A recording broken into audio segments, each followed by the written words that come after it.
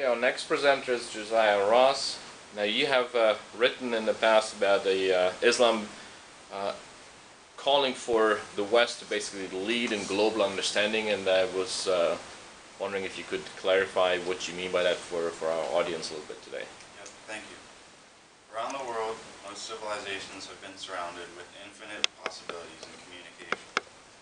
Because of fundamental differences, we've been in combat with each other's views on politics, religion, as well as culture.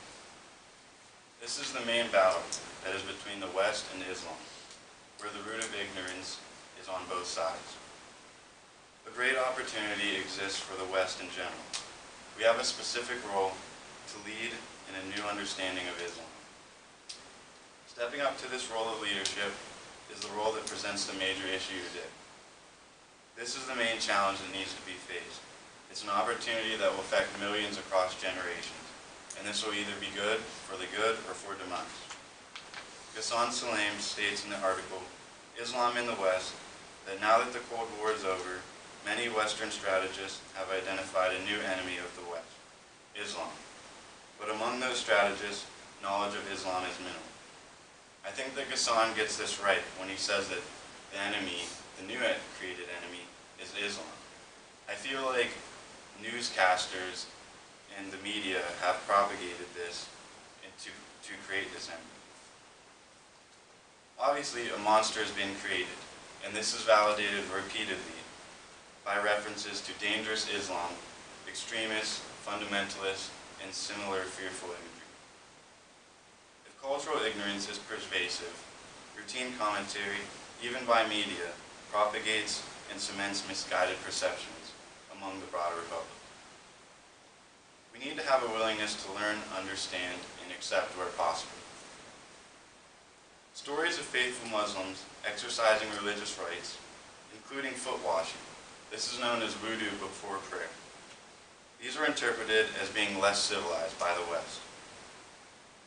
What the media is basically doing is debasing their civilization and society with their thoughts.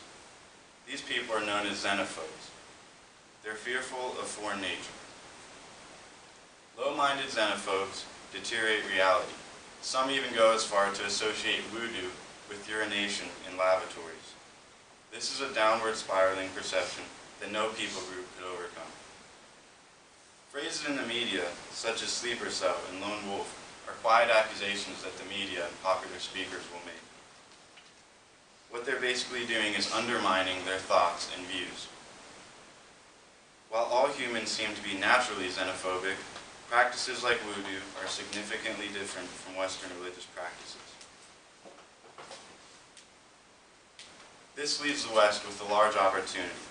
This opportunity leaves us with learning and having the willingness to reach across. The willingness to accept practices, appearances, and beliefs that are different from our own.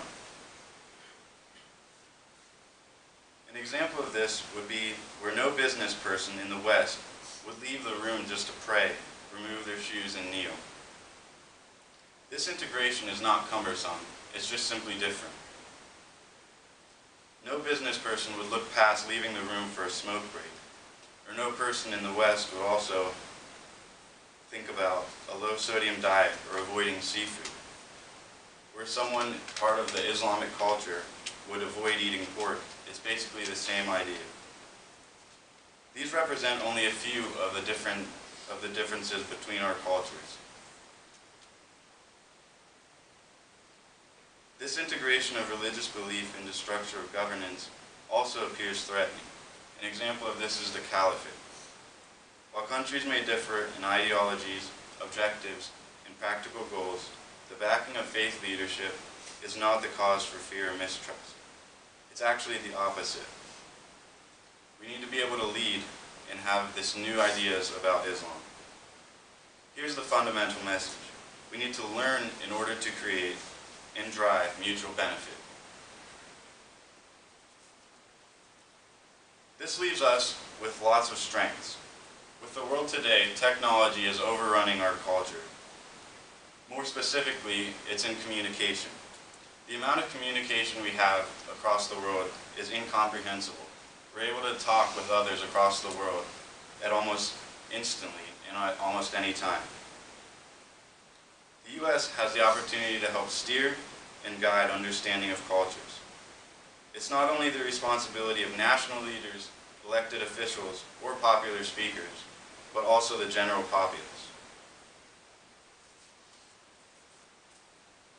Joseph Nye at Harvard University states, while there's a wave of contagion sweeping the region, the so-called Arab Spring plays out differently in each country, and that has policy implications. In Egypt and Tunisia, for example, there is some hope that assistance can help create conditions for democratic change. In Saudi Arabia, those conditions are not present, and we should avoid anything that destabilizes the country. Instead of having this ongoing battle, we could facilitate new ideas, such as civil and social programs. We would do this and emphasize democratic as well as non-democratic movements by Arab publics.